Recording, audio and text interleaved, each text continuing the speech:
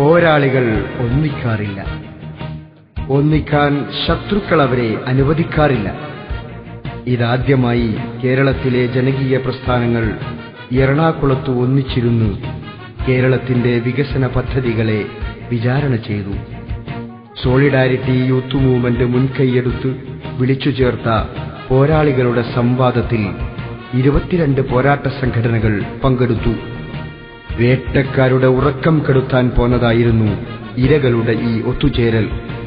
നർമ്മദ ബച്ചാവോ പ്രസ്ഥാനത്തിന്റെ നെടും തൂണായ മേധാ പട്കർ മുതൽ പ്ലാച്ചിമടയിലെ മൈലമ്മ വരെ ഇരകൾക്കു വേണ്ടി വാദിക്കാനെത്തിയിരുന്നു. കേരളത്തിന്റെ വിവിധ ഭാഗങ്ങളിൽ നിന്നുള്ള വികസനത്തിന്റെ ഇരകളുടെ ഈ ഒത്തുചേരൽ ജനകീയ പോരാട്ടങ്ങൾക്ക് ശക്തി പകരുമെന്ന് തീർച്ച. ഇരകളുടെ വിജയവും വേട്ടക്കാരുടെ പരാജയവും വിളംബരം ചെയ്യുന്ന സമ്മേളനം ചരിത്രത്തിൽ രേഖപ്പെട്ടു കഴിഞ്ഞു. പോരാളികളെ ഒന്നിച്ചിരുത്തി വേട്ടക്കാരെ വിറപ്പിച്ച സോളിഡാരിറ്റി അതിന്റെ ഒരു കടമ കൂടി ഭംഗിയായി നിറവേറ്റി.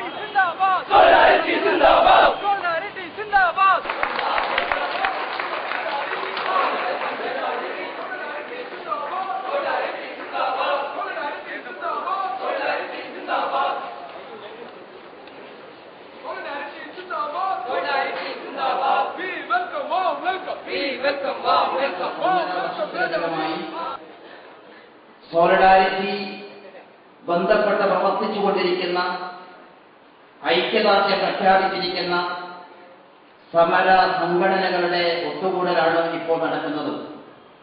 ഈ പരിപാടി ഉദ്ഘാടനം ചെയ്യുന്നത് നമ്മുടെ ഇന്ത്യ രാജ്യത്ത് വളരെ സജീവമായ മനുഷ്യാവകാശ പോരാട്ടം നടത്തിക്കൊണ്ടിരിക്കുന്ന, ഒട്ടനവധി പ്രതിരോധ സംരംഭങ്ങൾക്ക് കരുത്ത് പകർന്നുകൊണ്ടിരിക്കുന്ന മേധാജിയാണ്. I welcome on behalf of Solidarity Youth Movement this most respected guest Medhaji to this historical function. ഈ പരിപാടിയിൽ മുഖ്യ പ്രഭാഷണം നിർവഹിക്കുന്നത് ശ്രീ രാധാകൃഷ്ണനാണ്. സ്നേഹപൂർവ്വം ഈ പരിപാടിയിലേക്ക് ഞാൻ സ്വാഗതം ചെയ്യുന്നു. ഈ പരിപാടിയിൽ വികസനത്തെക്കുറിച്ച്, കേരള വികസനത്തെക്കുറിച്ച് വിഷയാവതരണം നടത്തുന്നത് TK ഫാറൂഖാണ്. ഈ പരിപാടിയിലേക്ക് സ്വാഗതം ചെയ്യുന്നു. ഈ പരിപാടിയിൽ അധ്യക്ഷത വഹിക്കുന്നത് സോളിഡാരിറ്റിയുടെ സംസ്ഥാന പ്രസിഡന്റ് സഹോദരൻ കൂട്ടിൽ മുഹമ്മദ് അലിയാണ്. ഈ ചർച്ചയിൽ സംബന്ധിച്ചുകൊണ്ട് സംസാരിക്കുന്നത് കേരളത്തിലെ പ്രമുഖ പരിസ്ഥിതി പ്രവർത്തകനായ CR നീലകണ്ഠൻ. സ്നേഹപൂർവ്വം ഈ പരിപാടിയിലേക്ക് ഞാൻ സ്വാഗതം ചെയ്യുന്നു. ശ്രീ രാധാകൃഷ്ണൻ DYFIയുടെ കേന്ദ്ര കമ്മിറ്റി അംഗമാണ്. കേരളത്തിൽ അറിയപ്പെടുന്ന യുവജന സംഘടന നേതാവിനെ ഞാൻ ഈ പരിപാടിയിലേക്ക് സ്വാഗതം ചെയ്യുന്നു. ഈ സദസ്സിന്റെ സജീവ സാന്നിധ്യമായ പ്ലാച്ചിമട സമരസമിതിയുടെ കരുത്തരായ പ്രവർത്തകന്മാരും നേതാക്കന്മാരിലൂടെ സന്നിഹിതരായിരിക്കുകയാണ്. അതിനെ നയിച്ചുകൊണ്ട് ധീരമായി മുന്നോട്ട് പോകുന്ന വെളയോടി വേണുഗോപാൽ പ്ലാച്ചിമട സമരസമിതിയുടെ കൺവീനറാണ്. ഞാൻ ഹൃദയപൂർവ്വം ഈ പരിപാടിയിലേക്ക് സ്വാഗതം ചെയ്യുന്നു. G. ഗോപകുമാർ യൂത്ത് കോൺഗ്രസിന്റെ സംസ്ഥാന വൈസ് പ്രസിഡന്റാണ്, സെക്രട്ടറിയാണ്. അദ്ദേഹത്തെ ആദരവും ഈ പരിപാടിയിലേക്ക് ഞാൻ സ്വാഗതം ചെയ്യുന്നു. R. പാർത്ഥസാരഥി വർമ്മ ആലപ്പുഴയിലെ കരിമണൽ വിരുദ്ധ ഖനന സമിതിയുടെ പ്രഗത്ഭനായ നേതാവാണ്. അദ്ദേഹത്തെ ഞാൻ ഈ പരിപാടിയിലേക്ക് സ്വാഗതം ചെയ്യുന്നു. ഈ പരിപാടിയിൽ പങ്കെടുക്കുന്ന മറ്റൊരു മഹാവ്യക്തിത്വം കേരളത്തിലെ പ്രതിരോധ പ്രവർത്തനങ്ങളുടെ മുന്നണി പോരാളിയായ A. വാസുവാണ്. അദ്ദേഹത്തെ ഞാൻ ഹൃദയപൂർവ്വം ഈ പരിപാടിയിലേക്ക് സ്വാഗതം ചെയ്യുന്നു. അതേപോലെ VS സുനിൽകുമാർ AYFIന്റെ പ്രതിനിധിയാണ്. ഏതാനും നിമിഷങ്ങൾക്ക് അദ്ദേഹം ഇവിടെ എത്തും. അദ്ദേഹത്തെ സ്വാഗതം ചെയ്യുന്നു. ഇത്തരം പ്രതിരോധ പ്രവർത്തനങ്ങൾക്ക് കരുത്തു പകരുന്ന മാധ്യമ പത്രത്തിന്റെ എഡിറ്റർ റോബർമ സാഹിബിനെ ഹൃദയപൂർവ്വം ഈ പരിപാടിയിലേക്ക് സ്വാഗതം ചെയ്യുന്നു. ഈ ചർച്ചയിൽ പങ്കെടുത്തുകൊണ്ട് പിന്നീട് സംസാരിക്കുന്നത് ESA കുഞ്ഞേശ്വരൻ മാസ്റ്റർ, മദ്യനിരോധന സമിതിയുടെ സംസ്ഥാന ജനറൽ സെക്രട്ടറിയാണ്. അദ്ദേഹത്തെ ഹൃദയപൂർവ്വം സ്വാഗതം ചെയ്യുന്നു. കാറ്റുമട സമര ഐക്യദാർഢ്യ സമിതിയിലെ കൺവീനർ R. അജയൻ ഈ പരിപാടിയിലും അദ്ദേഹത്തെ ഹൃദയപൂർവ്വം സ്വാഗതം ചെയ്യുന്നു. അതേപോലെ തന്നെ ഡോക്ടർ നന്ദകുമാർ ഏതാനും നിമിഷങ്ങൾക്കും ഇവിടെ എത്തും. കരിമുകൾ കാർബൺ ഫാക്ടറി വിരുദ്ധ സമര സമിതിയുടെ കൺവീനറാണ്. അദ്ദേഹത്തെ ഹൃദയപൂർവ്വം ഈ പരിപാടിയിലേക്ക് സ്വാഗതം ചെയ്യുന്നു. PA പൗരൻ ഒട്ടനവധി മനുഷ്യാവകാശ പ്രശ്നങ്ങൾ ഇടപെട്ടുകൊണ്ടിരിക്കുന്ന അദ്ദേഹത്തെ VOCന്റെ സംസ്ഥാന പ്രസിഡന്റാണ്. അദ്ദേഹത്തെ ഈ പരിപാടിയിലേക്ക് ഹൃദയപൂർവ്വം സ്വാഗതം ചെയ്യുന്നു. അതേപോലെ പ്രൊഫസർ TM രവീന്ദ്രൻ കോഴിക്കോട് ജില്ലയിലെ മദ്യവിരുദ്ധ പോരാട്ടങ്ങളുടെ തലവനായി പ്രവർത്തിക്കുന്ന അദ്ദേഹത്തെ ഹൃദയപൂർവ്വം ഈ പരിപാടിയിലേക്ക് സ്വാഗതം ചെയ്യുന്നു. 1000 ദിനം പ്ലാച്ചുമടയിലെ സമരപ്പന്തലിൽ ധീരമായി നിന്ന് വലിയ മുതലാളിത്ത കമ്പനിക്കെതിരെ ചെറുത്തുനിൽപ്പ് നടത്തിക്കൊണ്ടിരിക്കുന്ന മൈലമ്മ ഈ പരിപാടിയിൽ ആദർശമായി ഈ പരിപാടിയിലേക്ക് സ്വാഗതം ചെയ്യുന്നു. അതേപോലെ തന്നെ അതേ സമരപ്പന്തലിൽ പ്രവർത്തിച്ചുകൊണ്ടിരിക്കുന്ന വേലൂർ സ്വാമിനാഥൻ ഹൃദയപൂർവ്വം ഈ പരിപാടിയിലേക്ക് സ്വാഗതം ചെയ്യുന്നു. പ്രൊഫസർ MK പ്രസാദ് അദ്ദേഹം ഏതാനും നിമിഷങ്ങൾക്ക് മുമ്പ് ഇവിടെ എത്തും. ശാസ്ത്ര സാഹിത്യ പരിഷത്തിന്റെ അറിയപ്പെടുന്ന സംസ്ഥാന നേതാവാണ്. അദ്ദേഹത്തെ ഹൃദയപൂർവ്വം ഈ പരിപാടിയിലേക്ക് സ്വാഗതം ചെയ്യുന്നു. സുധീർ കുമാർ കാസർഗോഡ് എൻഡോ സൽമാൻ സമരസമിതിയുടെ കൺവീനർ, അദ്ദേഹത്തെ ഈ പരിപാടിയിലേക്ക് സ്വാഗതം ചെയ്യുന്നു. K. കരുണാകരൻ പിള്ള ശാസ്താംകോട്ട തടാക സംരക്ഷണ സമിതിയുടെ കൺവീനറാണ്. അദ്ദേഹത്തെ ഈ പരിപാടിയിലേക്ക് സ്വാഗതം ചെയ്യുന്നു. പീറ്റർ മത്സ്യത്തൊഴിലാളി ഫെഡറേഷന്റെ സംസ്ഥാന നേതാവാണ്. അദ്ദേഹം ഈ പരിപാടിയിലേക്ക് ഹൃദയപൂർവ്വം സ്വാഗതം ചെയ്യുന്നു. അഡ്വക്കേറ്റ് ശിവൻ മഠത്തിൽ സദസ്സിലാണുള്ളത്. സ്റ്റേജിലേക്ക് വന്നിരിക്കണം. ഈ പരിപാടിയിലേക്ക് കേരള മനുഷ്യാവകാശ സംരക്ഷണ ഫോറത്തിന്റെ കൺവീനറാണ്, സെക്രട്ടറിയാണ്. ഹൃദയപൂർവ്വം സ്വാഗതം ചെയ്യുന്നു. ഈ പരിപാടിയിൽ സമാപനം നിർവഹിക്കുന്നത് ജമാഅത്തെ ഇസ്ലാമി സംസ്ഥാന അസിസ്റ്റന്റ് അമീർ ആരിഫ് അലി സാഹിബ്. അദ്ദേഹത്തെ ഈ പരിപാടിയിലേക്ക് ഹൃദയപൂർവ്വം സ്വാഗതം ചെയ്യുന്നു.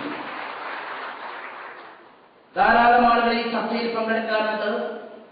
സദസ്സും വേദിയും പ്രധാന വ്യക്തിത്വങ്ങൾ കൊണ്ട് നിറഞ്ഞതാണ് ഈ പരിപാടി. ഓരോ വ്യക്തികളുടെയും പേരെടുത്ത് സ്വാഗതം ചെയ്യാൻ ഇവിടെ പരിമിതികൾ ഉള്ളതുകൊണ്ട് ചില പ്രധാന വ്യക്തിത്വങ്ങളെ മാത്രം സൂചിപ്പിക്കുകയാണ്. ജമാഅത്തെ ഇസ്ലാമിയുടെ സംസ്ഥാന അമീർ പ്രൊഫസർ KS സാഹിബ് ഈ വേദിയിലുണ്ട്. അദ്ദേഹത്തെ ഹൃദയപൂർവ്വം ഈ പരിപാടിയിലേക്ക് ഞാൻ സ്വാഗതം ചെയ്യുന്നു. അതേപോലെ Ajith Ponniyur, PC Das, നൽവിൻ Vinod, MA Latheef, Purushu Eloor, PC Majeendran BOT പദ്ധതിക്കെതിരെ പ്രവർത്തിക്കുന്ന പ്രതിരോധ പ്രവർത്തകനാണ്. ജേക്കബ് ലാസർ മദ്യ നിരോധന സമിതിയുടെ വനിതാ വിഭാഗത്തിലെ നേതാവ് പ്രൊഫസർ OJ ചിന്നമ്മ, ഇങ്ങനെയുള്ള ഒട്ടനവധി പ്രമുഖ വ്യക്തിത്വങ്ങൾ നമ്മുടെ വേദിയിലുണ്ട്. അവരെയെല്ലാം സോളിഡാരിറ്റി യൂത്ത് മൂവ്മെന്റിന് വേണ്ടി സന്തോഷപൂർവ്വം സ്വാഗതം ചെയ്തുകൊണ്ട് ചില സംഘടനകളെയോ വ്യക്തികളെയോ വിട്ടുപോയിട്ടുണ്ടെങ്കിൽ വിസ്മരിച്ചതല്ല, സമയ ദൈർഘ്യം വേണ്ടുകൊണ്ട് ഞാൻ അവസാനിപ്പിക്കുന്നതാണ് എന്ന് അറിയിച്ചുകൊണ്ട് ഈ പരിപാടിയിൽ കാസർഗോഡ് നിന്ന് തിരുവനന്തപുരം വരെയുള്ള പ്രദേശങ്ങളിൽ നിന്ന് അതിരാവിലെ തന്നെ പുറപ്പെട്ട് ഇന്നലെ രാത്രി പുറപ്പെട്ട് അതിസാഹസികമായി ഇവിടെ എത്തിച്ചേർന്നിരിക്കുന്നവരാണ് മിക്കവാറും ആളുകൾ. എല്ലാവരെയും ഹൃദയപൂർവ്വം സന്തോഷപൂർവ്വം ഈ ധന്യമായ പരിപാടിയിലേക്ക് സ്വാഗതം ചെയ്തുകൊണ്ട് ഈ പരിപാടിയിൽ സോളിഡാരിറ്റി യൂത്ത് മൂവ്മെന്റ് ഇടപെട്ട പ്രശ്നങ്ങളിൽ നിന്ന് മനസ്സിലാക്കാൻ സാധിച്ചത് ഓരോ പ്രശ്നങ്ങളും ഒരു പ്രത്യേക പ്രശ്നം അല്ല എന്നും ആ പ്രശ്നങ്ങൾക്കൊക്കെ അടിസ്ഥാനപരമായിട്ടുള്ള ചില കാരണങ്ങളുണ്ട് എന്നും ആ കാരണങ്ങൾക്ക് അടിസ്ഥാനപരമായ ചികിത്സ തന്നെ ആവശ്യമാണ് എന്നും ആണ്. അഥവാ ദാർശനികവും പ്രായോഗികവുമായിട്ടുള്ള മാനങ്ങളുള്ള ഒരു പ്രശ്നത്തെയാണ് കേരളം ഇന്ന് വികസന രംഗത്ത് അഭിമുഖീകരിച്ചുകൊണ്ടിരിക്കുന്നത്. ഇവിടെ നടന്നുകൊണ്ടിരിക്കുന്ന വികസനം വളരെ ഇംബാലൻസ്ഡ് ആണ്, വളരെ അസന്തുലിതമാണ്. അത് ചെറിയ ന്യൂനപക്ഷത്തിന് മാത്രമേ ഗുണം ചെയ്യുന്നുള്ളൂ. ഇതിന് മുതലാളിത്തപരമായ ഒരു സവിശേഷതയാണ് ഉള്ളത്. സമ്പന്ന വർഗത്തിന്റെ ഉയർന്ന ശ്രേണികളിലുള്ള ആളുകളുടെ ആവശ്യത്തെക്കുറിച്ചാണ് ഈ വികസനത്തിന്റെ വിധാതാക്കൾ ചിന്തിച്ചുകൊണ്ടിരിക്കുന്നത്. ബഹുഭൂരിപക്ഷന്മാർ വരുന്ന ആളുകളുടെ ചെലവിലാണ് ഈ വികസന പ്രവർത്തനങ്ങൾ ഇവിടെ അരങ്ങേറിക്കൊണ്ടിരിക്കുന്നത്. നമ്മൾ ഇന്ന് ചിന്തിക്കുന്നത് വളരെ സന്തുലിതമായ, സമഗ്രമായ, ഈടുച്ച, ഇന്ന് ജീവിച്ചിരിക്കുന്ന മനുഷ്യർക്കും വരാൻ പോകുന്ന തലമുറകൾക്കും പ്രയോജനപ്രദമായിട്ടുള്ള ഒരു വികസനത്തെക്കുറിച്ചാണ്. മനുഷ്യന്റെ സർവ്വതോന്മുഖമായിട്ടുള്ള പുരോഗതിയെക്കുറിച്ചാണ്. വികസനത്തിന് ഒരു സാമ്പത്തിക തലം മാത്രമല്ല ഉള്ളത്. ആ സാമ്പത്തിക തലം തന്നെ ഏതാനും സമ്പന്ന വർഗത്തിൽ മാത്രം കേന്ദ്രീകരിക്കുന്നതല്ല. വികസനം എന്ന് പറഞ്ഞാൽ ഭൗതിക, സാമ്പത്തിക തലങ്ങൾക്കപ്പുറത്ത് സാമൂഹിക, മാനവിക തലങ്ങളിലേക്ക്, സനാതന മൂല്യങ്ങളുടെ തലങ്ങളിലേക്ക് വരെ നീണ്ടുകിടക്കുന്ന ഒരു ബൃഹത്തായ ആശയമാണ്. അത് മുഴുവൻ മാനവരാശിക്കും പ്രയോജനപ്പെടുന്നതാവണം. ഇന്നത്തെ തലമുറയ്ക്ക് മാത്രമല്ല, വരും തലമുറകൾക്ക് കൂടി പ്രയോജനപ്പെടുന്നതാവണം. അതിനാവശ്യമായിട്ടുള്ള ഫലപ്രദമായ നിർദ്ദേശങ്ങളാണ് നമ്മുടെ ഈ സംവാദത്തിൽ ഉരുത്തിരിഞ്ഞ് വരേണ്ടത്. വികസനത്തിന്റെ ഇരകളുടെ ഭാഗത്തു നിന്നുള്ള അവരുടെ അനുഭവത്തിന്റെ അടിസ്ഥാനത്തിലുള്ള ഒരു സംവാദമാണ് ഇവിടെ നടക്കുന്നത്. ഇതൊരു അക്കാഡമിക ചർച്ചയല്ല എന്നതാണ് ഇതിന്റെ ഏറ്റവും വലിയ പ്രത്യേകത.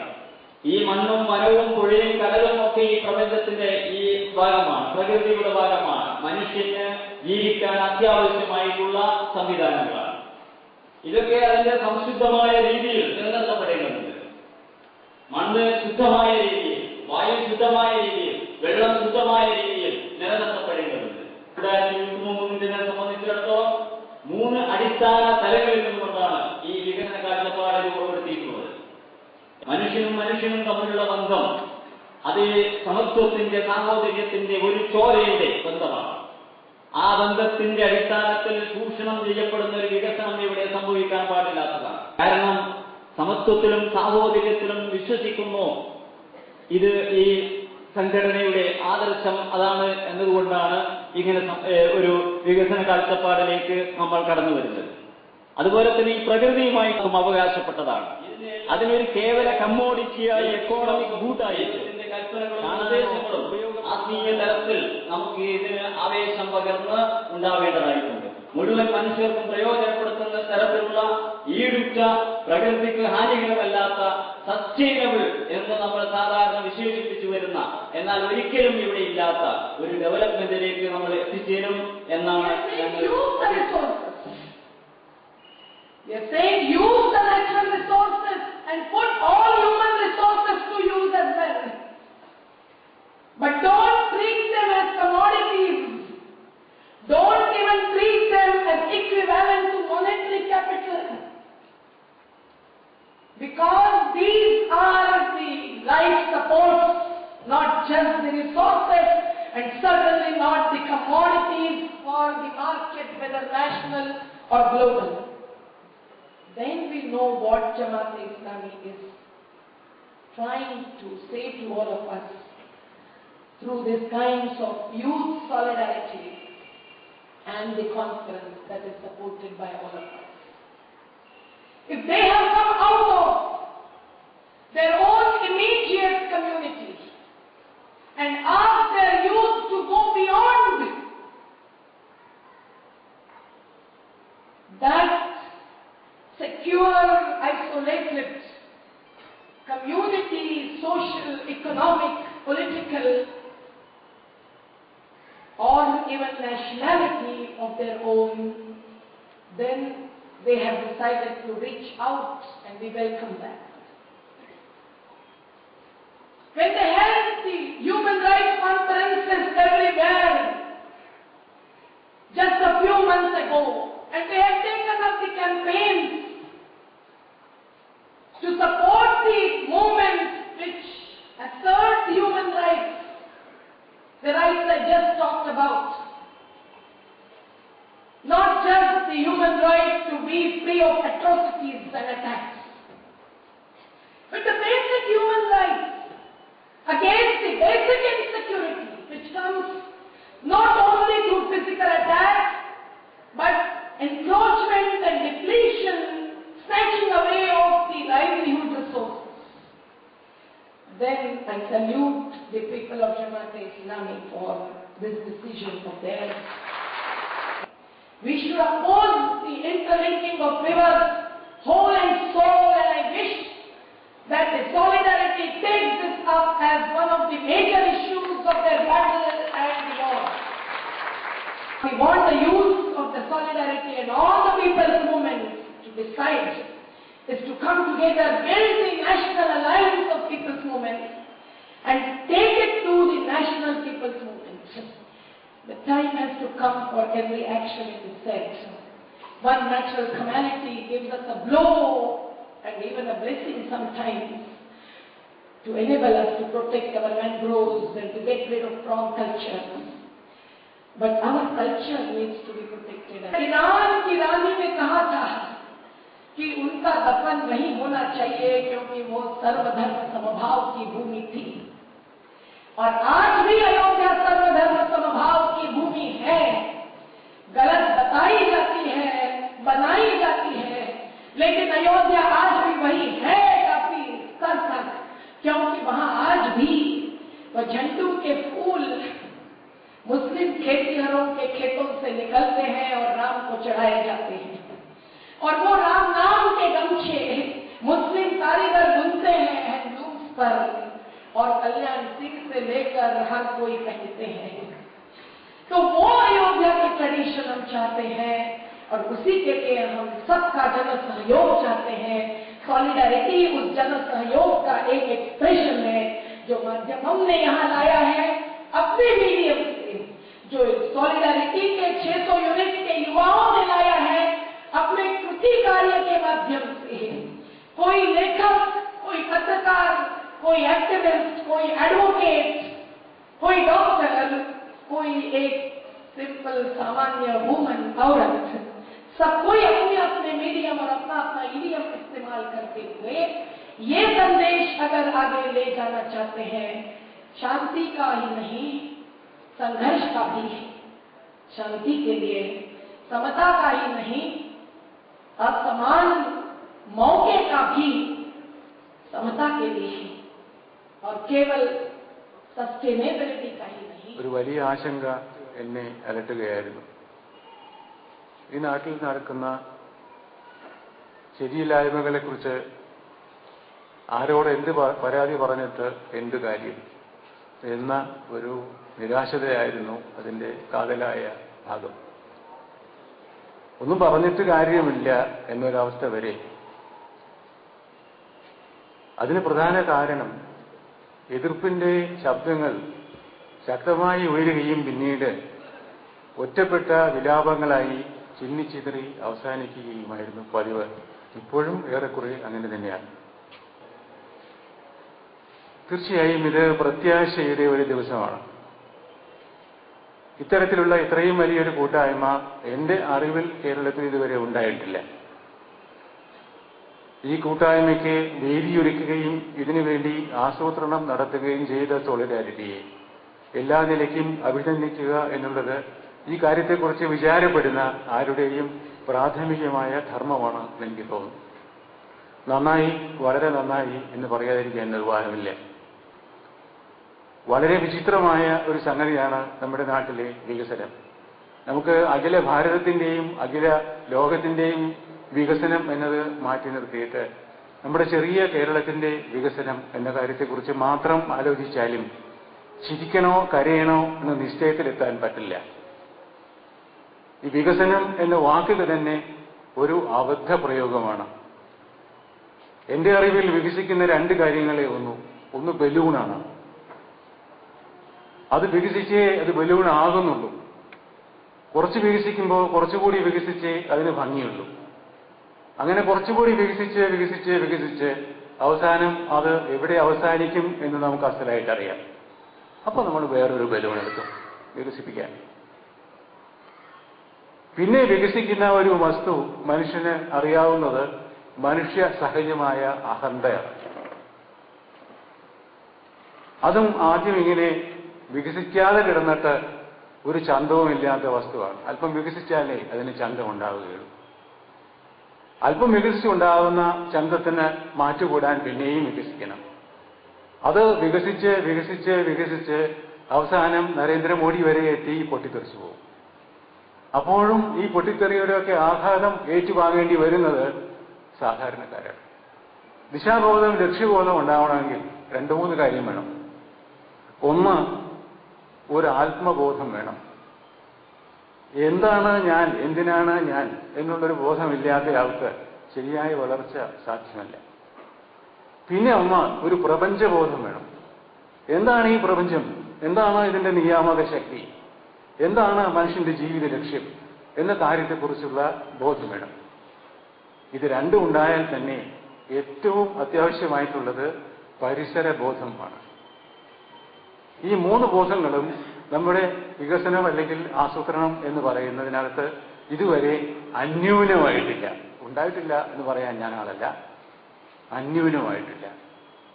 അതുകൊണ്ട് കേരളത്തിൽ എത്ര ആളുകൾ ഉണ്ടാകെ, അവരെത്ര ക്വാളിഫിക്കേഷൻസ് ഉള്ളവരാണ്, എന്ത് കരവിരുദ്ധ ശേഷിയുള്ളവരാണ്, എന്തിനാണ് അവർക്ക് വാസനാബലമുള്ളത്, അവരെ കൊണ്ട് നാളെ എന്ത് പ്രയോജനം ഉണ്ടാക്കാം, അതിന് എത്രമാത്രം പണം വേണം, അതെവിടെ നിന്ന് കാണാം, അതിനുള്ള ആസ്തി നമുക്ക് എന്താണ്, വിഭവം എന്താണ് എന്ന കാര്യത്തെക്കുറിച്ചൊക്കെ ഒരു ബദൽ രേഖ ഉണ്ടാക്കുന്നതിന് ഈ കൂട്ടായ്മ ഉതകുമെങ്കിൽ, ആ ബദൽ രേഖയുമായി സമരവീര്യത്തോടുകൂടി മുന്നോട്ട് പോകാൻ സോളിഡാരിറ്റിക്ക് കഴിയുമെങ്കിൽ ഞങ്ങളെപ്പോലുള്ള ആളുകളുടെ ഒരു ദീർഘകാല സ്വപ്നം സാക്ഷാത്കരിക്കും എന്നാണ് എനിക്ക് പറയാനുള്ളത്.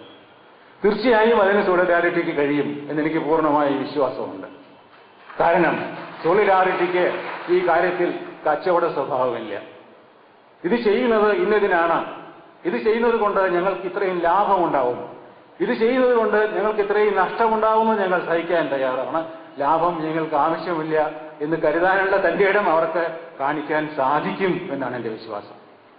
അത് സർവശക്തനായ ദൈവം അതിനവർക്ക് കരുത്ത് നൽകട്ടെ. വികസനമെന്നാൽ കണ്ണഞ്ചിപ്പിക്കുന്ന കെട്ടുകാഴ്ചകളാണെന്ന ലളിതമായ എന്നാൽ അപകടകരമായ ധാരണയാണ് പൊതുവെ നിലനിൽക്കുന്നത്.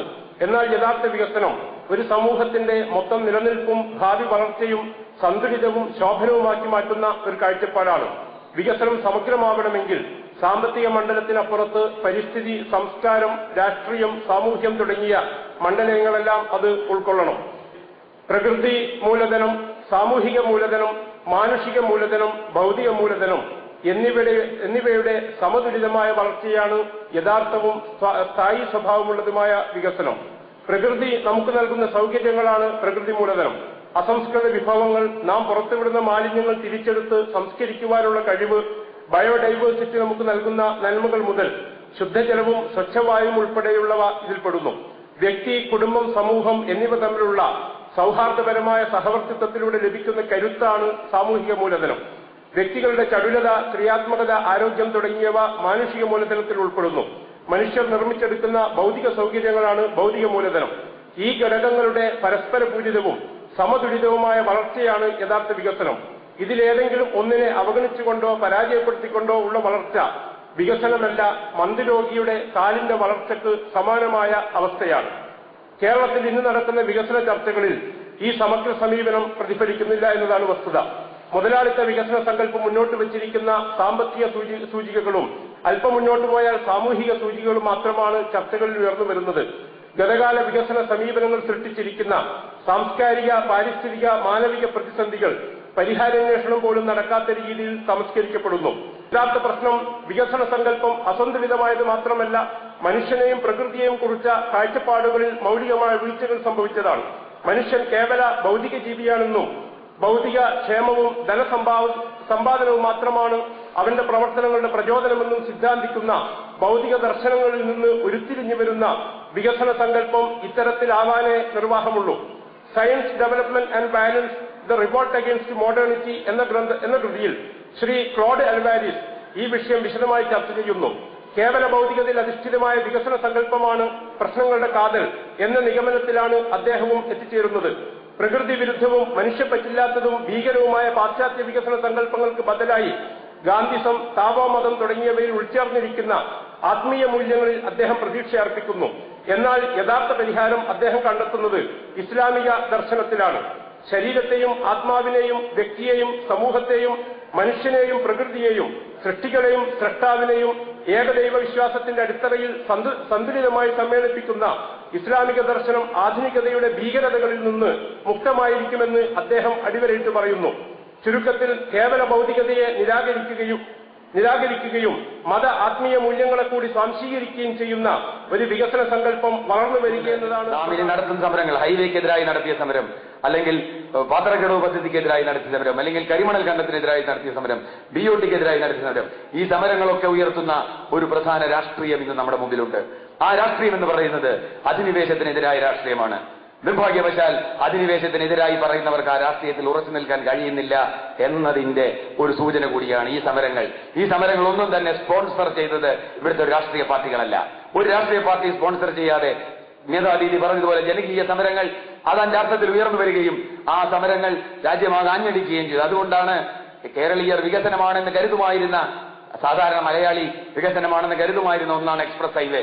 ആ ഹൈവേക്കെതിരെ പ്രമുഖരായ രാഷ്ട്രീയ പാർട്ടികൾ മിണ്ടാതിരുന്നിട്ടും കേരളത്തിൽ ജനങ്ങൾ ഒറ്റക്കെട്ടായി നിന്നുകൊണ്ട് ഈ പണി ഇവിടെ വേണ്ട എന്ന് പറഞ്ഞപ്പോൾ നമ്മുടെ മന്ത്രിക്കും നമ്മുടെ ഭരണകൂടത്തിനും പുറകോട്ട് പോകേണ്ടി വന്നു. അതുകൊണ്ട് നമുക്ക് ഭയപ്പെടേണ്ടതില്ല സുഹൃത്തുക്കളെ.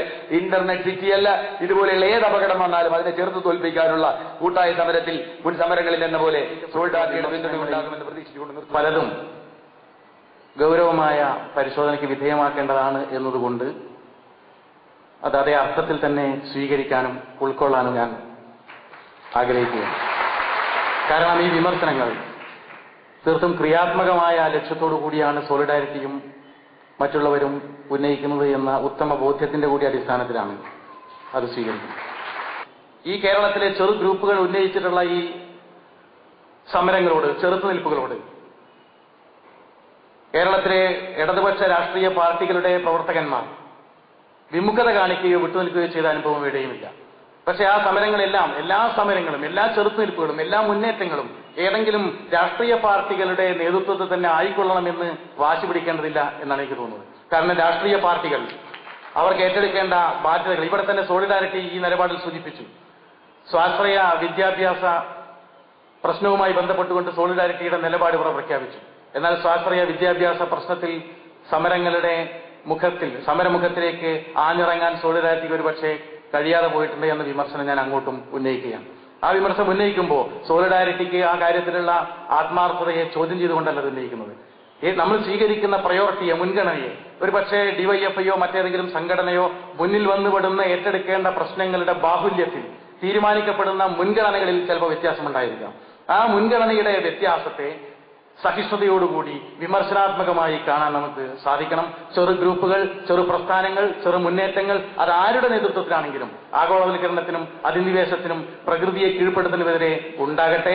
ആ ഉണ്ടാകുമ്പോൾ അതിന്റെ എല്ലാം പറകിൽ യാതൊരു സംശയവും വേണ്ട, നേരിട്ടോ പ്രത്യക്ഷമായോ പരോക്ഷമായോ ഡിവൈഎഫ്ഐ ഉൾപ്പെടെയുള്ള പ്രസ്ഥാനങ്ങൾ ഉണ്ടാകും എന്ന് ഉറപ്പു നൽകാൻ വേണ്ടി ഞാൻ ഈ അവസരം ഉപയോഗപ്പെടുത്തുന്നു. സാമ്രാജ്യത്വം, അതുകൊണ്ട് അധിനിവേശത്തിനെതിരെയുള്ള സമരത്തിനും അത്തരം ഒരു വിശാലമായ പ്ലാറ്റ്ഫോം ആവശ്യമുണ്ട്. അതുകൊണ്ട് ആ പ്ലാറ്റ്ഫോറത്തിന്റെ ഒരു പാരിസ്ഥിതിക മേഖലയിലുള്ള കേരളത്തിലെ ഒരുപക്ഷെ ആദ്യത്തെ ഇത്തരം ഒരു പ്ലാറ്റ്ഫോം ഇവിടെ രൂപീകരിക്കാൻ, മറ്റെല്ലാ അഭിപ്രായ വ്യത്യാസങ്ങൾക്കും ഒരുപക്ഷെ ചെറിയ വ്യത്യസ്ത നിലപാടുകൾക്കും അപ്പുറം ഈ അധിനിവേശത്തിനെതിരെയുള്ള ചെറുത്തുനിൽപ്പിന്റെ ഒരു കൂട്ടായ്മ ഇവിടെ സംഘടിപ്പിക്കാൻ നേതൃത്വം നൽകിയ സോളിഡാരിറ്റിക്ക് ഡിവൈഎഫ്ഐയുടെ അഭിവാദ്യങ്ങൾ അർപ്പിക്കുന്നു. ഇത്തരത്തിലുള്ള കൂട്ടായ്മകൾ നാളെയും ഈ കേരളീയ സമൂഹത്തിൽ ലോകവ്യാപകമായി ഉയർന്നു വരുമ്പോൾ അതിൽ തൊഴിലാളി വർഗ പ്രസ്ഥാനങ്ങളുണ്ടാവും, കർഷക പ്രസ്ഥാനങ്ങളുണ്ടാവും, പരിസ്ഥിതി പ്രവർത്തകന്മാരുണ്ടാവും, സ്വന്തം അനുഭവങ്ങളിൽ നിന്ന് ഈ ജീവിതത്തിൽ ഈ സമരങ്ങളിലേക്ക് കടന്നു വരുന്നവരുണ്ടാവും. അത്തരം പ്രസ്ഥാനങ്ങളുടെ ഒരു മഹാ കൂട്ടായ്മകൾ വളർന്നു വരുമ്പോൾ ഒരു രാഷ്ട്രീയ പ്രസ്ഥാനത്തിനും ജനങ്ങളിൽ നിന്ന് മാറി നിന്നുകൊണ്ട്, ജനങ്ങളിൽ നിന്ന് അന്യവൽക്കരിക്കപ്പെട്ടുകൊണ്ട് പ്രവർത്തിക്കാൻ കഴിയുമെന്ന് നിങ്ങൾ തെറ്റിദ്ധരിക്കേണ്ടതില്ല. രാഷ്ട്രീയ പാർട്ടികൾ ജനങ്ങൾക്ക് വേണ്ടി പ്രവർത്തിക്കുന്നവരാണ്. അതുകൊണ്ട് ജനങ്ങളുടെ പക്ഷത്ത് അവർക്ക് നിൽക്കേണ്ടതായി വരും.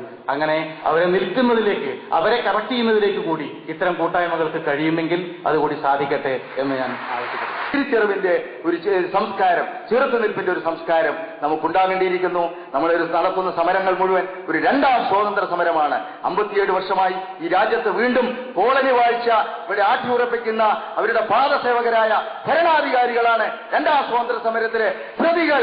നമ്മൾ പടയാളികളാണെന്നുള്ള ഉത്തമ ബോധത്തോടുകൂടി ആത്മാഭികളായ അമ്മയുടെ മുലപ്പാല് കുടിച്ച, ആ ഭാരതമാതാവിന്റെ മുലപ്പാല് കുടിച്ച അതിന്റെ സംരക്ഷകരായ നമ്മൾ ആത്മാഭിമാനമുള്ളവര് കക്ഷി രാഷ്ട്രീയത്തിന് അതീതമായ ഒരു അടിസ്ഥാന രാഷ്ട്രീയം. ഇവിടെ സോളിഡാരിറ്റി, അഭിപ്രായ ഐക്യവേദി, ആദർശത്തിന്റെ ഐക്യപ്പെടൽ, കർമ്മരംഗത്തിന്റെ സമാന കർമ്മങ്ങളുടെ ഐക്യപ്പെടൽ, ഇതൊക്കെയാണ് സോളിഡാരിറ്റി.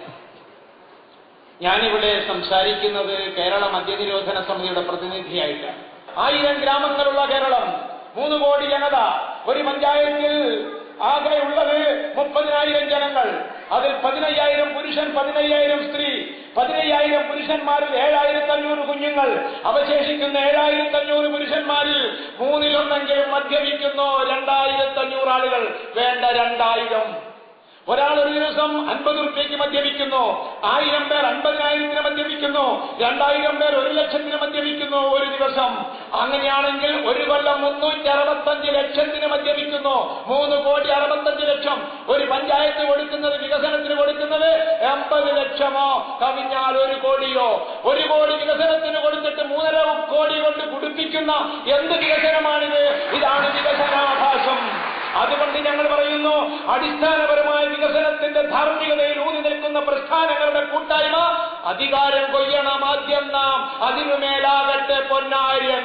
വരുന്ന തെരഞ്ഞെടുപ്പിൽ രാജ്യത്തെ അപകട വികസനത്തിലൂടെ, വികസനാഭാസത്തിലൂടെ നശിപ്പിച്ചുകൊണ്ടിരിക്കുന്ന രാഷ്ട്രീയ കക്ഷികളുടെ മുന്നണികൾക്കും വ്യക്തികൾക്കുമെതിരെ കക്ഷി നിരപേക്ഷമായ യഥാർത്ഥ അടിസ്ഥാന രാഷ്ട്രീയത്തിന്റെ വക്താക്കളായ നമ്മൾ ഒരു മുന്നണി ഉണ്ടാക്കുകയും നമ്മൾ ഒരു ചാർട്ടർ ഓഫ് ഡിമാൻഡ് വെച്ചിട്ട് ഈ 2 മുന്നണികളെയും ഭീഷണിപ്പെടുത്തുകയും ചെയ്താൽ നമ്മുടെ ഈ മുന്നേറ്റം സാർത്ഥകമാകുന്നു. പാവപ്പെട്ട ധാർമ്മിക മൂല്യങ്ങൾ ലംഘിക്കപ്പെട്ടുകൊണ്ട് നശിപ്പിക്കപ്പെടുന്ന പാവങ്ങൾ മുതൽ ഇതിനെ ആഗ്രഹിക്കുന്ന പണക്കാരൻ വരെ നമ്മളെ അനുകൂലിക്കും.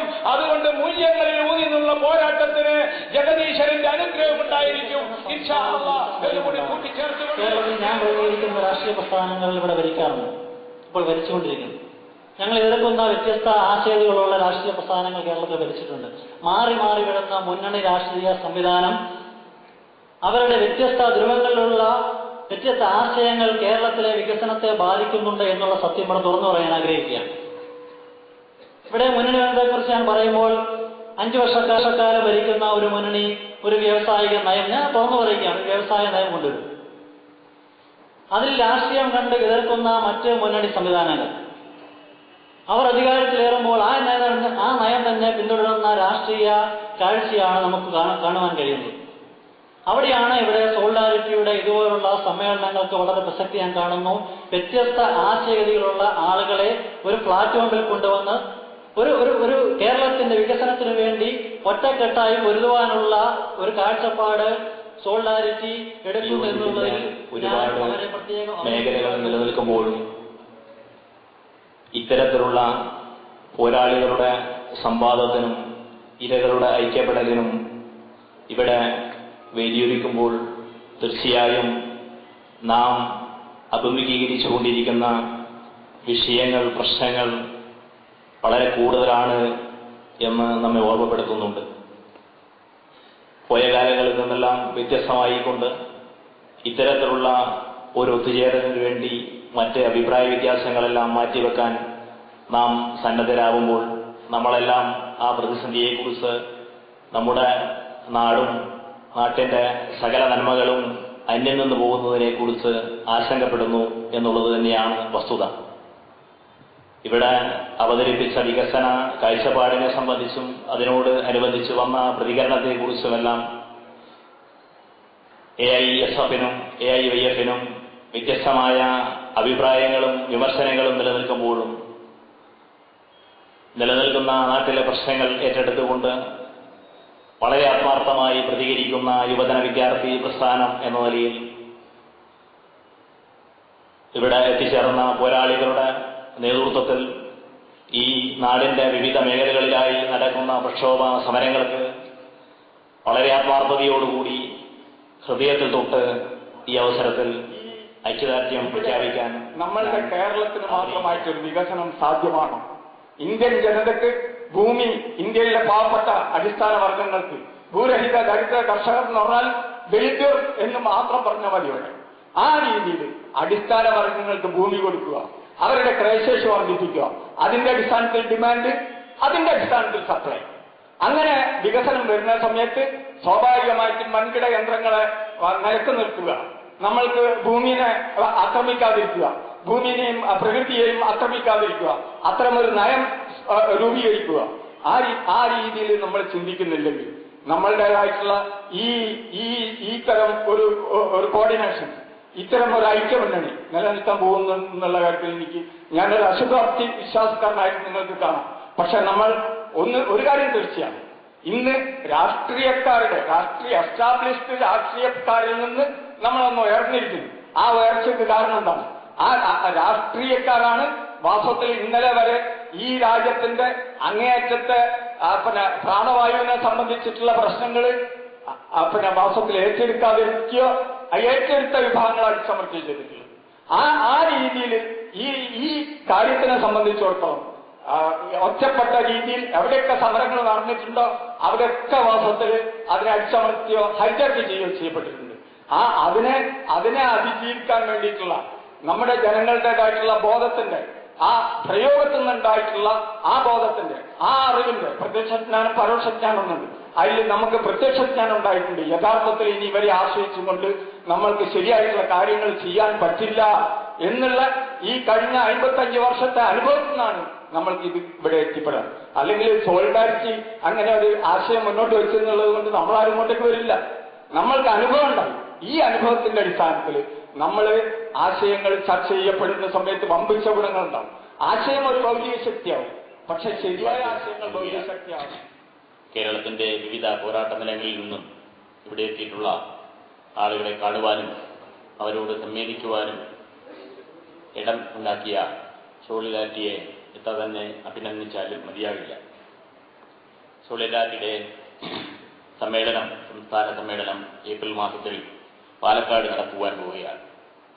സാധാരണയായി വിപ്ലവ പ്രസ്ഥാനങ്ങൾ അതുപോലെ തന്നെ കമ്മ്യൂണിസ്റ്റ് യുവജന സംഘടനകളൊക്കെ അവരുടെ സമ്മേളനം നടക്കുമ്പോൾ ആ സമ്മേളനത്തിന് മുന്നോടിയായി രക്തസാക്ഷി മണ്ഡപങ്ങളിൽ നിന്നും പതാക കൊണ്ടുവരാറുണ്ട്, രക്തസാക്ഷി മണ്ഡപങ്ങളിൽ പോയി ആദരാഞ്ജലി അർപ്പിക്കാറുണ്ട്. പക്ഷേ നമ്മുടെ സോളിഡാരിറ്റിയുടെ സുഹൃത്തുക്കൾ അവരുടെ സ്വാഗത സംഘം, സമ്മേളനത്തിന്റെ സ്വാഗത സംഘം ഓഫീസ് ഉദ്ഘാടനം ചെയ്തത് അതിന്റെ ആരാധ്യനായിട്ടുള്ള പ്രസിഡന്റും ജനറൽ സെക്രട്ടറിയും കൂടി പ്ലാച്ചിമട സമരപന്തൽ സന്ദർശിച്ചിട്ടാണ് എന്നുള്ളത് എന്നെ വികാരാധീനനാക്കുകയാണ്. ഇന്ന് ലോകത്തിന്റെ വിവിധ ഭാഗങ്ങളിൽ നിലനിൽക്കുന്ന വികസനത്തിന്റെ രക്തസാക്ഷി മണ്ഡപങ്ങളാണ്. അതിലൊരു മണ്ഡപമാണ് ജീവിച്ചിരിക്കുന്ന രക്തസാക്ഷികളുടെ ഒരു കേന്ദ്രമാണ് പ്ലാച്ചിമട. അതുകൊണ്ട് തന്നെ അവിടെ വരുവാനും അവരോട് ഐക്യദാർഢ്യം പ്രഖ്യാപിക്കുവാനും കഴിഞ്ഞത് സോളിഡാരിറ്റിയുടെ കടമയായി ഞാൻ കാണുന്നു. സോളിഡാരിറ്റി ഏത് ദിശയിലേക്കാണ് പോകുന്നു എന്നുള്ളതിന്റെ സൂചനയാണ് അത് തരുന്നത് എന്നുള്ളതാണ് അതിന്റെ രാഷ്ട്രീയ പ്രാധാന്യം. അതിന്റെ വികസന പ്രശ്നങ്ങളെ നോക്കിക്കാണുന്ന ഒരാളിന് ഇപ്പോഴത്തെ പ്ലാച്ചിമടയെ അവഗണിച്ചുകൊണ്ട് മുന്നോട്ട് പോകാൻ കഴിയില്ല. വികസനം എന്ന് പറയുന്ന ആ ഒരു സങ്കല്പത്തിൽ കേരള മോഡൽ വികസനം, ആ മോഡൽ വികസനം എന്നൊരു പ്രതിസന്ധിയിലാണ്.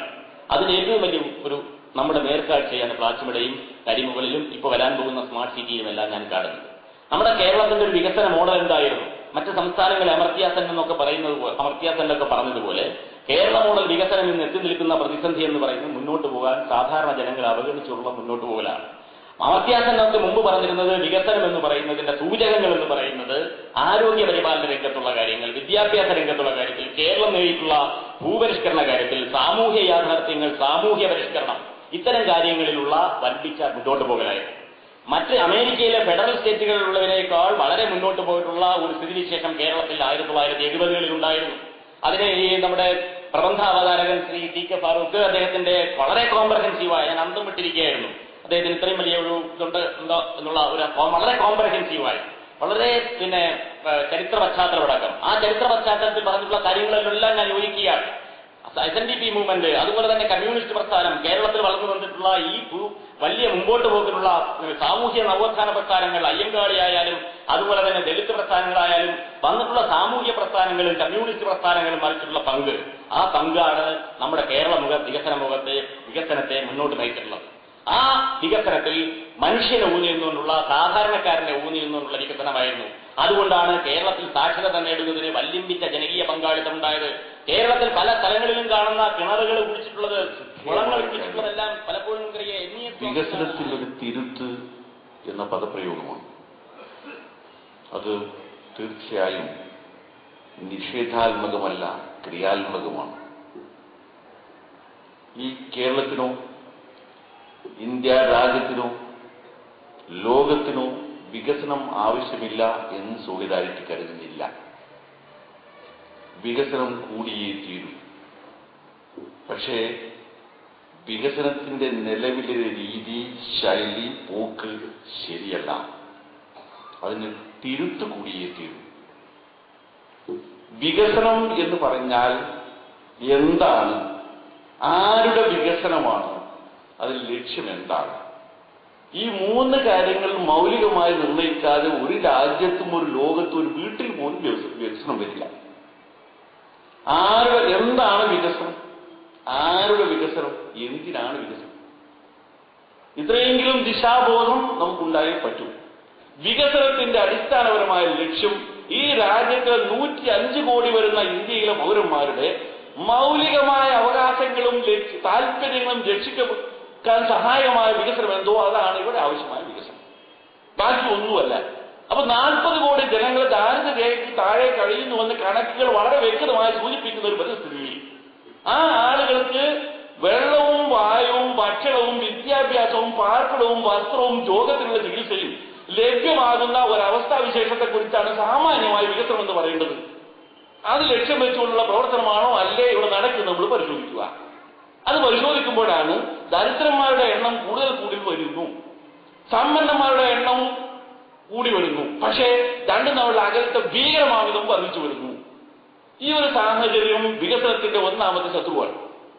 ഇതിനർത്ഥം എന്താണെന്ന് ചോദിച്ചാൽ ഈ രാജ്യത്ത് തന്നെയുള്ള സമ്പന്നരുടെ മൂലധനം, അവിടെ കയ്യിലിരിപ്പുള്ളതായ ഈ സമ്പത്ത് ഉപയോഗിച്ച് കഴിഞ്ഞാൽ ഈ നാട്ടിലെ 40 കോടിയോളം വരുന്ന ദാരിദ്ര്യരേഖയ്ക്ക് താഴെ കഴിയുന്ന മനുഷ്യരെ വികസിപ്പിക്കാൻ കഴിയുമെന്നുള്ളതാണ്. പക്ഷെ സമ്പത്തിന്റെ കേന്ദ്രീകരണം എന്ന് പറയുന്ന മർമ്മത്ത് കൈവെക്കാൻ ഈ രാജ്യം ഭരിക്കുന്ന ആർക്കും ധൈര്യമില്ല. വലതുപക്ഷത്തിനുമില്ല, ഇടതുപക്ഷത്തിനുമില്ല. ഇതാണ് സംഭവിക്കുന്നത്. രണ്ടാമത്തെ ഏറ്റവും വലിയ പ്രശ്നം എന്താണെന്ന് ചോദിച്ചാൽ വികസനം എന്ന് പറയുന്നത് മുതലാളിത്ത സംസ്കാരത്തെ കണ്ണും ചെമ്മി അനുകരിക്കുക, അത് വെട്ടി വിഴുങ്ങുക എന്നുള്ളതാണ് എന്ന് നമ്മുടെ വിചാരമാണ്. അതിന്റെ ഏറ്റവും വലിയ ശിക്ഷയാണ് നേരത്തെ ഇവിടെ സൂചിപ്പിച്ച ശിവൻ ഇജാത്തേരി കുഞ്ഞികൃഷ്ണനും മറ്റൊക്കെ പറഞ്ഞ കാര്യങ്ങൾ. എന്ന് പറഞ്ഞാൽ മദ്യത്തിന്റെ പ്രളയം സൃഷ്ടിക്കുന്നതാണ് വികസനം. അതുപോലെ തന്നെ ചൂതാട്ടത്തിന് കഴിയുന്നത്ര അവസരം സൃഷ്ടിക്കുന്നതാണ് വികസനം. അതുപോലെ പെണവാണിഭം, ആ പെണവാണിഭം എത്ര ഭീകരമായ തോതിൽ വർദ്ധിച്ചു ഞാൻ വിശദീകരിക്കേണ്ടതില്ല. ഇത്തരം ഒരു സംസ്കാരം, ഈ ഒരു ധാർമ്മിക ബോധം, ഒരു പുതിയ എത്തിക്സ് ഈ രാജ്യത്തിന് നമ്മുടെ നീതിന്യായ വ്യവസ്ഥയിൽ നിന്ന് പോലും ലഭിച്ചുകൊണ്ടിരിക്കുമ്പോൾ വികസനത്തെക്കുറിച്ചുള്ള നമ്മുടെ കാഴ്ചപ്പാട് എവിടെ വഴിതെറ്റുന്നു എന്നാണ് പരിശോധിക്കേണ്ടത്. അതുപോലെ തന്നെ മൂന്നാമത്തെ ഏറ്റവും സുപ്രധാനമായ പ്രശ്നമായി ഞാൻ പറയുന്നത് നമ്മൾ പ്രകൃതിയോട് കാണിക്കുന്നത് എന്താണ്? നമുക്ക് കുറച്ചു പേർക്ക് ആയുഷ്കാലം മുഴുവൻ കഴിയണം, അതിന് കഴിയുന്നത് ആവശ്യമായതൊക്കെയും എങ്ങനെ വേണമെങ്കിലും ഉപയോഗിക്കാം. നമുക്ക് ശേഷം വരാൻ പോകുന്ന തലമുറകളെ കുറിച്ച് ചിന്തിക്കുകയേ വേണ്ടതില്ല. ഈ രാജ്യത്തിലെ വെള്ളമായാലും ഈ രാജ്യത്തിലെ മറ്റ് പ്രകൃതി വിഭവങ്ങളാണെങ്കിലും ശരി, എല്ലാം എടുത്തുപയോഗിച്ച് തീർത്ത് നശിപ്പിച്ച് ഈ ലോകത്തോട് വിടവാങ്ങി പോവലാണ് നമ്മുടെ ജോലി നമ്മൾ തീരുമാനിച്ചിട്ടുണ്ടോ എങ്കിൽ നിലവിലുള്ള വികസനത്തെ നമ്മൾ കണ്ണും പൂട്ടി അനുകൂലിക്കേണ്ടതാണ്. നേരെ മറിച്ച് തലമുറകളോട് നീതി ചെയ്യേണ്ടതുകൊണ്ട് ദൈവം തമ്പുരാൻ ഇവിടെ സൃഷ്ടിച്ചു വെച്ച ഈ വെള്ളവും വായുവും മറ്റ് പ്രകൃതി വിഭവങ്ങളും വരാൻ പോകുന്ന തലമുറകൾ കൂടി ഉള്ളതാണ് എങ്കിൽ അതിന്റെ സൂക്ഷ്മമായ വിനിയോഗമാണ്, അതിന്റെ നിയന്ത്രിതമായ വിനിയോഗമാണ് വികസനം എന്ന് പറയേണ്ടത്. അതിവിടെ സംഭവിക്കുന്നില്ല എന്ന് നമ്മൾ കാണുന്നു. അതുപോലെ തന്നെ വളരെ ശ്രദ്ധേയമായ മറ്റൊരു കാര്യം, നമ്മൾ ഈ പ്രകൃതി വിഭവങ്ങളെ ചൂഷണം ചെയ്യുമ്പോൾ, ചൂഷണം എന്ന വാക്ക് പോലും നേരത്തെ പ്രബന്ധാവതരണം മറ്റോ പറഞ്ഞ പോലെ വളരെ മാന്യമല്ലാത്തൊരു പദപ്രയോഗമാണ്. ഏതായിരുന്നാലും ഈ പ്രകൃതി വിഭവങ്ങൾ നമ്മൾ ഉപയോഗിക്കുമ്പോൾ പോലും അത് നമ്മുടെ ആവശ്യത്തിനോ അനാവശ്യത്തിനോ എന്ന ചിന്ത എത്ര പേർക്കുണ്ട്? നമ്മുടെ ഈ ജീവിതത്തിൽ, നിത്യജീവിതത്തിൽ ഇന്ന് നമ്മൾ ചെയ്തുകൊണ്ടിരിക്കുന്ന വളരെ കാര്യങ്ങൾ തീർത്തും ആഡംബരമെന്നോ ധൂർത്തമെന്നോ ദുർവ്യയമെന്നോ പറയേണ്ട പട്ടികയിൽപ്പെട്ടത്. അത്തരം കാര്യങ്ങൾക്ക് വേണ്ടിയാണ് നിരന്തരമായി നമ്മൾ ഫാക്ടറികൾ ഉണ്ടാക്കിക്കൊണ്ടിരിക്കുന്നത്. വമ്പിച്ച പരസ്യത്തിന്റെ പ്രളയങ്ങൾ സൃഷ്ടിച്ചുകൊണ്ടിരിക്കുന്നത്. ഈ രാജ്യത്തിലെ മാധ്യമങ്ങളൊക്കെയും ഇതുപോലുള്ള ഒരു സംസ്കാരത്തിന് വേണ്ടിയാണ് ഇവിടെ ചൂട്ടുപിടിച്ചുകൊണ്ടിരിക്കുന്നത്. ഇത് നമ്മൾ പരിശോധിക്കേണ്ടത്, കാണേണ്ടതുണ്ട്. അതിനർത്ഥം എന്താണെന്ന് ചോദിച്ചു കഴിഞ്ഞാൽ നമ്മുടെ ആവശ്യങ്ങളും അനാവശ്യങ്ങളും എന്ത് എന്ന് വേർതിരിക്കുന്നിടത്ത് വരെ നമുക്ക് തെറ്റുപറ്റിയിട്ടുണ്ട് എന്നുള്ളതാണ്. ആ തെറ്റുപറ്റാനുള്ള കാരണം മുതലാളിത്ത സംസ്കാരത്തിന്റെ ഇടപെടലാണ്. അതിനാൽ ഞാൻ ആദ്യമേ ഒന്ന് സൂചിപ്പിച്ച കാര്യങ്ങൾ തീർത്ത് പറയട്ടെ. ഈ രാജ്യത്തിലെ അടിസ്ഥാനപരമായി ദുരിതം അനുഭവിക്കുന്ന ജനവിഭാഗങ്ങളുടെ പ്രാഥമികമായ ആവശ്യങ്ങളും താല്പര്യങ്ങളും നിറവേറ്റാൻ ഉതകുന്ന ഒരു വികസന നയം ഇവിടെ രൂപപ്പെടുത്തിയേ മതിയാവും. ആ വികസന നയത്തിലാവട്ടെ നമ്മുടെ നൈതിക ധാർമ്മിക മൂല്യങ്ങൾക്ക് മുന്തിയ പരിഗണന നൽകിയാൽ പോരാ, നേരെ മറിച്ച് ആ ധാർമ്മികതയുടെ ഭൂമിയിൽ നിന്നുകൊണ്ട് വേണം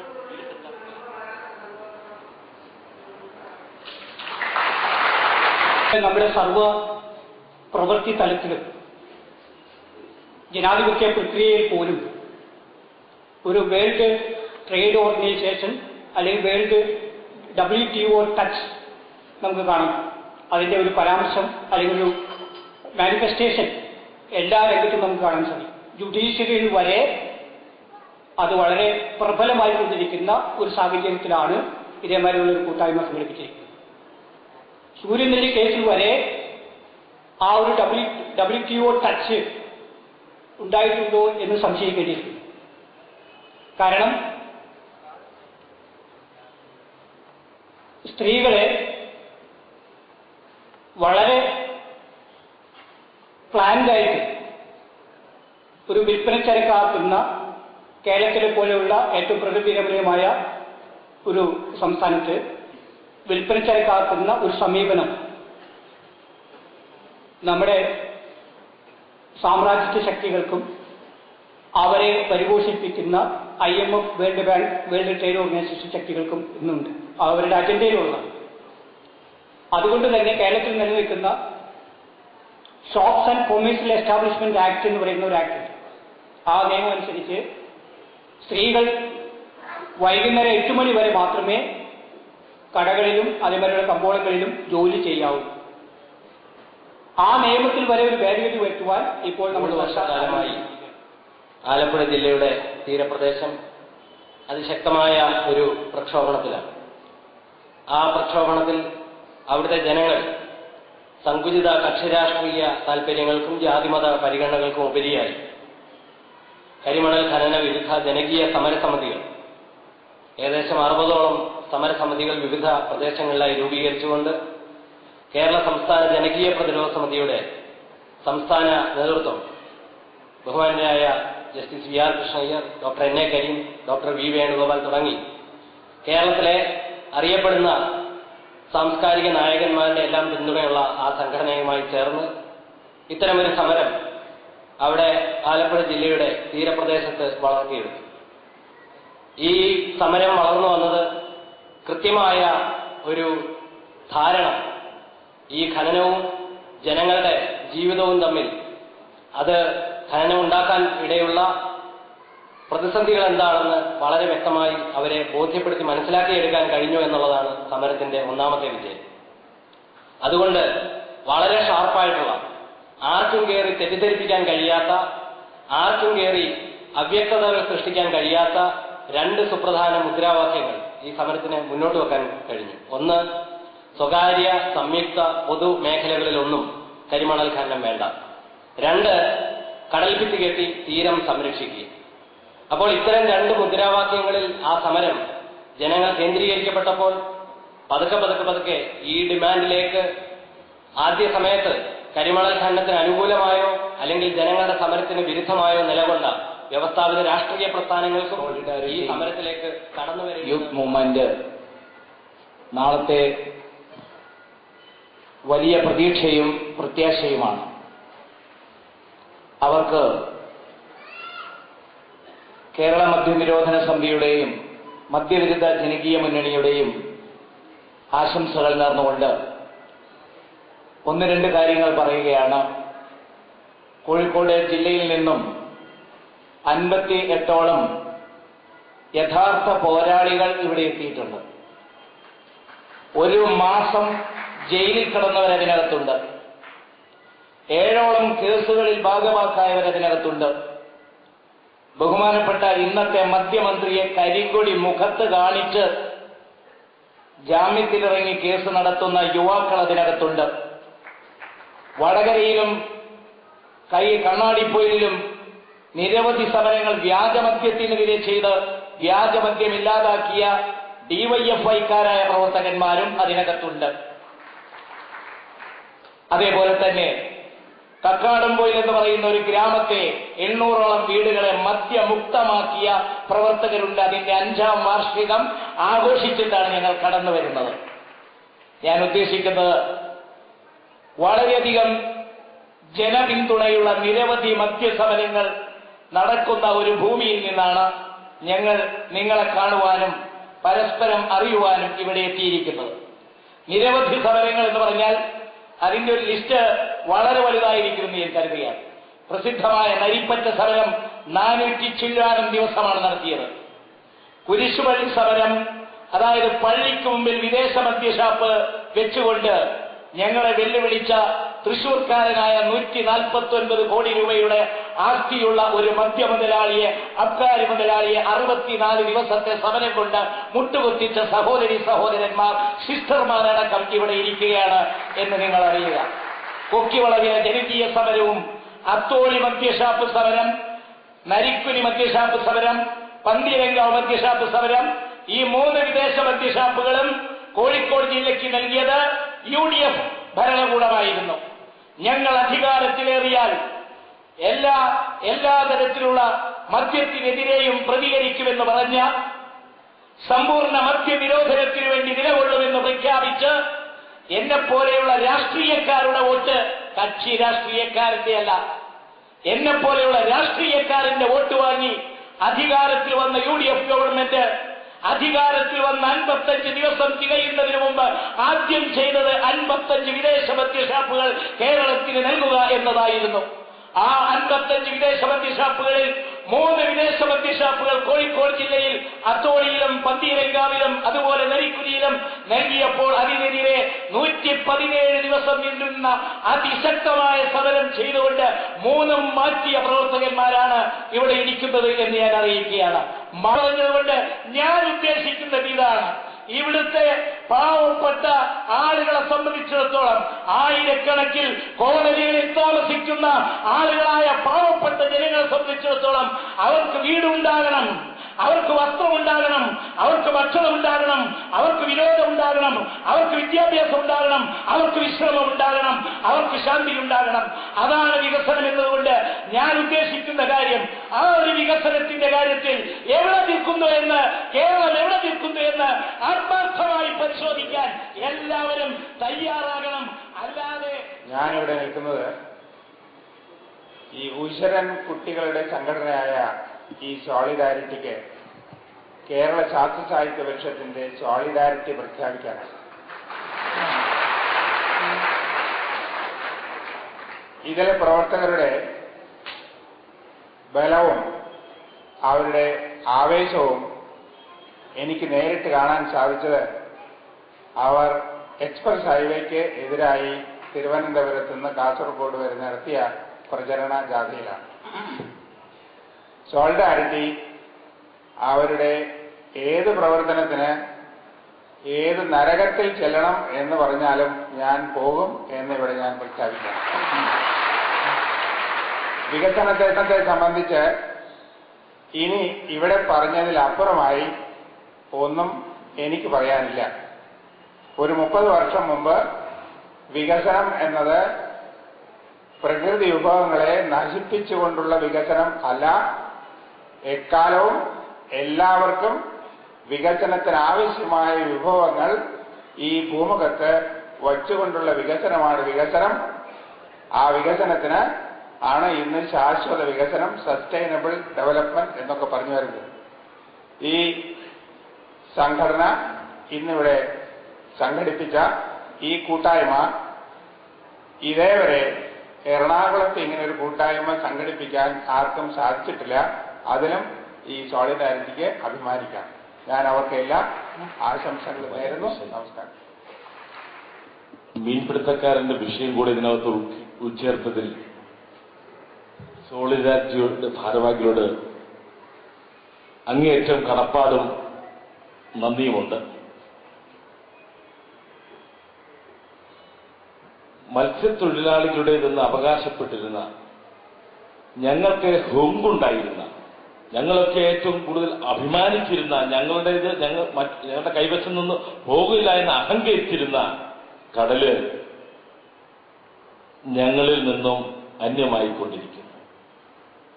വിദേശ മീൻപിടുത്ത കപ്പലുകൾക്ക് ഇന്ത്യൻ സമുദ്രത്തിൽ നിന്നും മത്സ്യം പിടിക്കുവാൻ തീരെഴുതി കൊടുത്തു കഴിഞ്ഞു. കടല് മാത്രമല്ല, എന്റെ തൊട്ടുമുമ്പ് പ്രസംഗിച്ച കരിമണൽ ഖനനവുമായി ബന്ധപ്പെട്ട് പാർത്ഥസാരഥി സൂചിപ്പിച്ചു, കടല് പോയിക്കൊണ്ടിരിക്കുന്നുവെങ്കിൽ കര അനുദിനം പോയിക്കൊണ്ടിരിക്കുന്നു. മറ്റൊന്നെന്താണ്? ടൂറിസത്തിന്റെ പേരിൽ നമ്മുടെയൊക്കെ തീരപ്രദേശം അനുദിനം ഇല്ലാതായിക്കൊണ്ടിരിക്കുന്നു. ഞാനിവിടെ സൂചിപ്പിക്കുന്നത് സഹാക്കളും കതർധാരികളും ഇടവുണ്ട്. ഞാനതിനെ കുറ്റപ്പെടുത്താനല്ല, ചിന്തിക്കാൻ വേണ്ടി പറയാണ്. മാരാരിക്കുളത്ത് 240 ഏക്കർ ഭൂമി മത്സ്യത്തൊഴിലാളികളെ കുടിയിറക്കിക്കൊണ്ട് കാസിനോ ഹോട്ടലുകാർക്ക് കൊടുത്തു കഴിഞ്ഞു. വിപ്ലവത്തിന്റെ തീജ്വാലയിൽ നിന്ന് ഘോരഘോരം പ്രസംഗിക്കുന്ന സഹാക്കളോടും